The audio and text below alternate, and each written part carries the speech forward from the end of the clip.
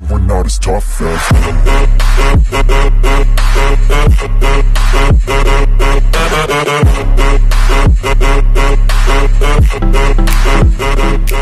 Mega love shoutout po mga Quills lovers po ni Wills TV Mix Vlog.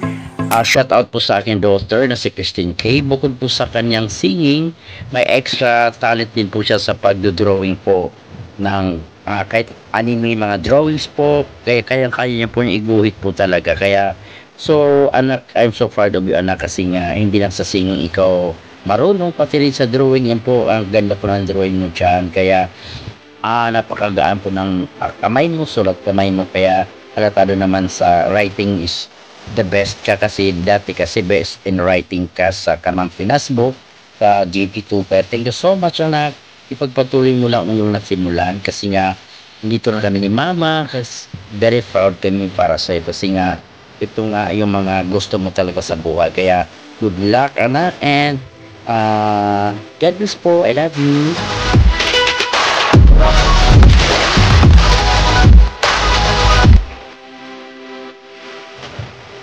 Ayan po nang start ng ng drawing niya, yung anime.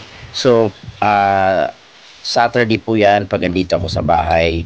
Kung bago kayo mag-practice ng kanta, magdo-drawing naman po siya, kasi morning magdo-drawing siya, then afternoon naman magpa-practice kami ng kanta. Kaya yun po yung weekly routine namin po ni Christine K pag andito ako sa Paco, pag hindi ako uuwi ng Cavite po. Kaya ayan po, sabi ko sa kanya, kasi mahilig siya, kaya may mga pencil case na siya, mga pandodrawing po talaga, pangguguhit po talaga. Kaya tuwang-tuwa po yung kapitbahay namin na teacher, kasi nga nakitaan kasi Christine po na marunong na mag-drawing. Kaya ayun po, bilib na bilib din po siya sa kanya, dahil sa singing, sa dancing, naman po siya, given na po sa kanya. Kaya thank you so much po sa tiwala po, at saka sa po ng aking anak na very talented po talaga. Thank you so much, and God bless po sa lahat po, and bye po. Ayan, ito muna for now ang aking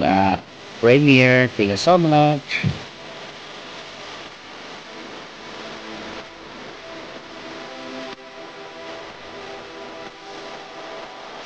Everybody on the face, I look around, feel like everybody is the fakest. I make this every day and I'm impatient, hoping one day I blow up from the basement. Statement, the top is so vacant, I don't hear shit.